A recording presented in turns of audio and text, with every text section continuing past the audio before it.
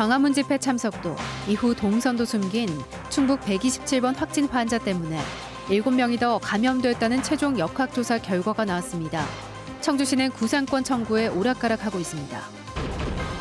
개인 방역을 철저히 하다 보니 환자가 급격히 줄어 병원들이 경영난을 겪고 있습니다. 고용유지 지원금에까지 눈을 돌리고 있습니다. 방사선 가속기 유치에 고배를 마신 전라남도가 재도전에 나서면서 오창 방사선 가속기에 미칠 영향에 충청북도가 촉각을 곤두세우고 있습니다. 소비자원이 등산 스틱을 시험했는데 가격이 많게는 4배나 차이 났지만 성능은 제각각이었습니다.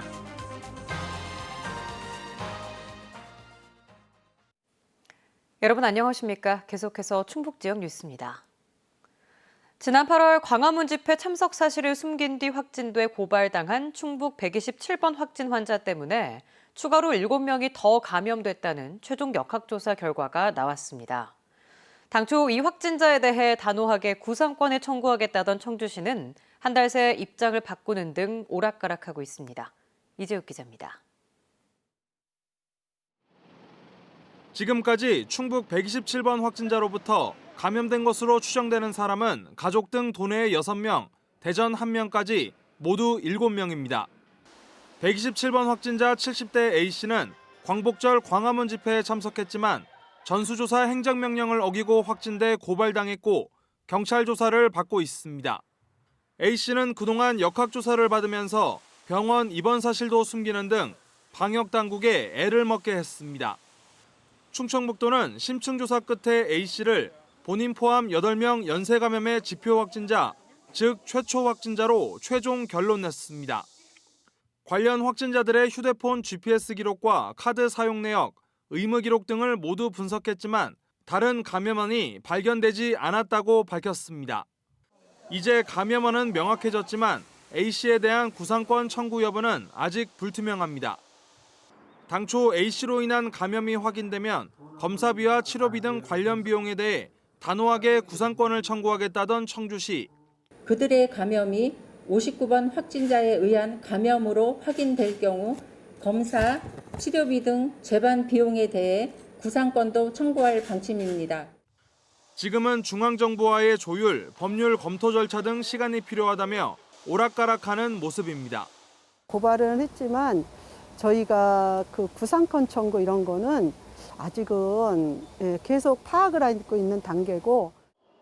경남 창원시는 집회 참석 사실을 숨겼다 7명을 추가 감염시킨 40대에게 3억 원을 물어내라며 소송을 제기했고 광주광역시도 동선을 숨긴 서울 확진자에 대해 2억 원대 소송을 제기할 예정입니다. MBC 뉴스 이재욱입니다. 코로나19 방역을 철저히 하다 보니 다른 감염병 발생도 크게 줄어든 건 다행스러운 일인데요. 그런데 환자가 너무 줄어 경영난이 심해지자 주로 제조업체들이 받는 정부의 고용유지 지원금을 신청하는 병원들이 많다고 합니다. 김영일 기자입니다. 전문의 9명이 진료하는 청주의 어린이 전문병원입니다. 환절기를 맞아 한창 환자들이 몰릴 시기지만 한산하기만 합니다. 이번 병실도 사정은 마찬가지. 가동률이 30% 정도밖에 되지 않아 한동을 폐쇄했습니다. 코로나19 감염을 막기 위해 손 씻기와 마스크 착용 같은 방역 수칙이 생활화되면서 환자 수가 절반 이상 급감한 겁니다. 많이 줄은 병원은 4분의 1. 그러니까 예전에 뭐 한 10명 왔다. 그러면 지금 한 2-3명 온다. 이렇게 생각하시면 되고 이제 그냥 덜 줄었다 생각되면 거의 한 반 정도 줄은 거라고 생각하시면 돼요. 다른 병원들도 환자들의 발길이 뚝 끊기긴 마찬가지. 질병관리청 자료를 보면 지난달까지 어린이들이 많이 걸리는 수두 환자는 충북에서만 973명으로 지난해 같은 기간보다 22%가 줄었습니다. 볼거리로 알려진 유행성 이하선염도 24%나 감소했습니다. 당연히 영향이 있죠. 내원 환자가 줄어들면 당연히 운영하는 데 지장이 있죠. 생각하기 나름인데 아픈 사람이 없으면 병원 운영은 힘들어도 국민들한테 좋은 거 아니에요? 특히 호흡기 환자들을 다루는 병원들이 심각한 경영난을 겪고 있습니다. 이렇다 보니 주로 제조업체를 중심으로 지원되던 정부 고용유지 지원금을 받고 있는 병원이 청주에만 무려 23곳. 이비인후과와 소아과, 동네 병원인 의원이 16곳으로 70%를 차지했습니다. 이비인후과와 소아과가 절반 이상을 차지하고 있습니다. 이 중에 호흡기 관련 병의원 쪽이 좀 어려움을 더 많이 겪고 있다고 보여집니다. 개인 방역의 중요성을 일깨운 코로나19가 병원 경영에 직격탄이 되고 있습니다. MBC 뉴스 김영일입니다. 수도권 거리두기 2단계 조정에 따라 충청북도 교육청이 오는 11일까지 운영하려던 학교 밀집도 최소화 기간을 18일까지 일주일 더 연장했습니다. 유치원과 초중학교는 3분의 1, 고등학교, 특수학교는 3분의 2 수준을 유지하며 현행대로 등교하게 됩니다. 도교육청은 추석과 한글날 연휴로 코로나19 확진 환자와 접촉자 발생을 막기 위해 부분 등교 수업 연장을 결정했다고 밝혔습니다. 방사광 가속기 유치에 고배를 마신 전라남도가 재도전에 나설 분위기입니다. 충청북도는 현실성이 없다면서도 오창 방사광 가속기 구축에 더 속도를 내기로 했습니다. 신병관 기자입니다. 전라남도가 방사광 가속기 추진 동력을 이어가겠다며 자문위원회 구성과 관련 용역으로 재시동을 걸고 있습니다. 오창 방사광 가속기보다 더 고도화된 방사광 가속기가 추가로 필요하다는 논리를 적극 내세울 것으로 알려졌습니다. 충청북도는 현실성이 없다면서도 오창 가속기 조기 구축에 영향을 미칠까 촉각을 세우고 있습니다. 당장 정기국회에서 내년 정부 예산안에 반영되지 않은 실시 설계비 250억 원 가운데 일부라도 반영해 속도를 낸다는 계획입니다. 예정대로 우리가 계획된 대로 하려면 지금 올해 정기국회 때 예산을 세워야 되는 그런 절실함이 있습니다. 예비 타당성 조사가 지체 없이 진행되도록 하는 것도 관건입니다. 경제성의 포항 가속기와의 연계성, 운영 인력 준비까지 충청북도에 접수된 질문이 지금까지만 100건 가까이에 달합니다. 특히 방사광 가속기 효용성을 둘러싸고 논란이 있었던 만큼 이 부분에 대한 점검이 꼼꼼하게 이뤄지고 있습니다. 아주 도전성을 가진 그런 빔라인도 필요하고 많은 산업체나 사람들이 활용할 수 있는 빔라인도 필요하고 그래서 그러한 빔라인들이 정말로 수요 조사가 제대로 되어 있는지 그 설계가 제대로 되어 있는지 그런 것들에 대한 그 자료를 많이 요구를 합니다. 이 밖에 오창 일부 지역에 한정돼 있는 강소특구를 방사광 가속기 일대까지 확대하는 과제도 서둘러야 합니다. 오창 방사광 가속기는 오는 2022년 착공해 2028년 가동에 들어갈 예정입니다. 오차 없이 진행하기 위해서는 예비 타당성 조사 통과에 해마다 예산 확보까지 넘어야 할 산들이 유치전 당시만큼이나 만만치 않습니다. MBC 뉴스 신병관입니다. 지난해 충북 혁신도시 이전 기관들의 지역인재 채용이 많이 증가한 것으로 나타났습니다. 청주서원 이장석 국회의원에 따르면 지난해 충북 혁신도시 10개 이전 기관들의 지역인재 채용률은 19.8%로 전년 대비 전국에서 가장 높은 5%포인트의 상승률을 나타냈습니다. 지역별 이전 공공기관들의 지난해 지역인재 채용률은 부산이 32.4%로 가장 높고 대구 24.5%, 경북 22.1%에 이어 충북이 네 번째입니다. 아시아나항공의 자회사인 에어서울이 청주 제주 노선을 신규 취항합니다. 에어서울은 내일 오전 10시 20분부터 청주국제공항에서 제주 노선을 하루 3차례 왕복 운행합니다. 이로써 청주 제주 노선을 운항하는 항공사는 6개로 늘었습니다.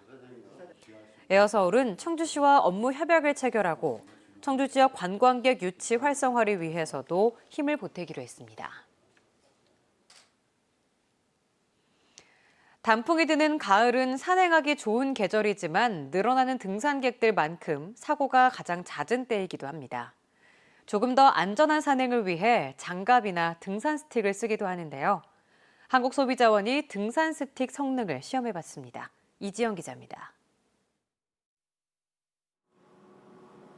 단단한 막대와 바위 틈 사이로 빠지지 않도록 막는 바스켓으로 구성된 등산 스틱.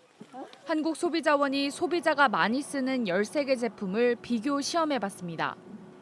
땅을 디디며 체중을 분산하는 만큼 휘거나 부러지지 않는 편심하중 강도는 안전성과 연결되는데 13개 제품 평균은 409뉴턴으로 40kg 정도를 견딜 수 있었습니다. 등산 스틱 평가 항목이 없는 우리나라와 달리 규격이 있는 해외 기준을 충족하는 수준입니다. 길이를 조절했을 때 쉽게 풀리지 않고 버티는 힘도 전 제품이 기준인 550뉴턴을 넘겼는데 노스페이스와 밀레, 코오롱 스포츠는 편심하중과 길이 조절부 강도 두 항목에서 모두 기준치보다 1.5배에서 2배 넘게 높아 특히 우수한 것으로 나타났습니다. 손잡이를 놓치지 않게 도와주는 손목걸이는 콜핑 제품이 기준에 미치지 못하고 느슨해졌습니다. 현재 등산 스틱 관련 국내 기준이 없어 국외에서 가장 최근 제정되고 국가 표준인 독일 기준을 준용하여 주요 성능을 시험하였습니다. 소비자 관심도가 높은 무게는 최대 53g까지 차이를 보였습니다. 강도 실험에서 가장 좋은 평가를 받았던 3개 제품 무게는 평균값과 비슷했고 제일 무거웠던 레키와 버팔로, 블랙 다이아몬드 제품은 2가지 강도 실험에서 결과가 제각각으로 무게와 강도가 반드시 비례하진 않았습니다.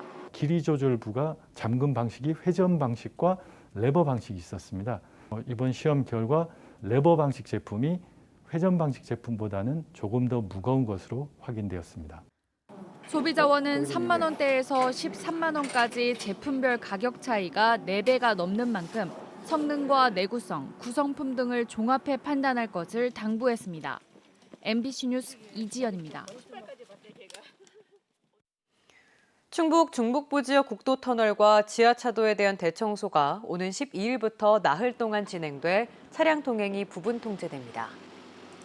충주국토관리사무소는 오는 12일 제천 박달재 터널과 괴산 적석 1, 2터널을 시작으로 15일까지 충주와 음성 등지의 25개 터널을 청소합니다.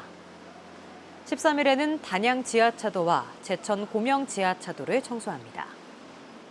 청소 당일 오전 9시부터 오후 6시 사이 1개 차로가 통제되며 특히 교행터널인 괴산 느릅재는 15일 전면 통제돼 옛 국도로 우회해야 합니다. 괴산군이 코로나19 관련 정부 재난지원금을 받지 못한 5개 업종에 자체 특별 지원금을 지급합니다. 괴산군은 용달 영업신고를 한 화물차 기사와 직업소개소, 야영장, 종합유원시설 등 5개 업종 사업자에게 50만 원씩의 괴산사랑 상품권을 지급하기로 했습니다. 괴산군에 실제로 거주해야 하며 대상 인원은 모두 178명입니다. 제천시가 내년에 근무할 환경무혀원을 공개 채용합니다. 오늘 16일부터 20일까지 주말과 휴일을 제외하고 제천시청 자원순환과에서 방문 신청을 받으며 서류 심사와 체력 시험, 면접을 거쳐 4명을 선발하게 됩니다. 응시 자격은 제천시에 1년 이상 거주한 만 20살 이상 주민입니다. 제250회 충주시의회 임시회가 열흘간의 일정으로 시작됐습니다. 이번 회기에는 충주시 공동주택 경비노동자 인권보호, 복지 증진에 대한 조례안 등 13개 조례안이 논의될 예정으로 특히 12일부터 14일까지는 상임위별 행정사무조사가 진행됩니다. 한편 임시회 첫날 사전 발언에 나선 최지원 시의원은 수안보 관광 활성화가 필요하다며 사계절 야외 물놀이장 설치 등을 집행부에 제안했습니다. 제천시가 체크카드형 지역사랑 상품권을 출시합니다. 제천시는 오는 12일부터 기존 모바일형 지역사랑 상품권과 잔액을 연동하거나 단독으로 쓸 수 있는 체크카드형 모아카드를 발급합니다. 지역사랑 상품권 가맹점에서 사용할 수 있으며 카드는 스마트폰으로 신청해 등기로 받거나 지역 내 농협에서 현장 수령할 수도 있습니다. 충주시 봉방동 하방마을 일원에 서양 억새인 핑크뮬리가 만개했습니다. 고백이라는 꽃말을 가진 핑크뮬리는 다년생 식물로 최대 80cm까지 자라며 해마다 가을이면 분홍빛으로 물들어 11월까지 색을 유지합니다. 충주시는 충주천으로 유입되는 비점 오염 물질을 줄이기 위해 지난 2018년부터 이 일대 420여 제곱미터 면적에 만여 본의 핑크뮬리를 심었습니다. 증평의 초중 일반 산단과 도안 2 농공단지 등 산업단지 2개가 내년에 일제히 착공합니다.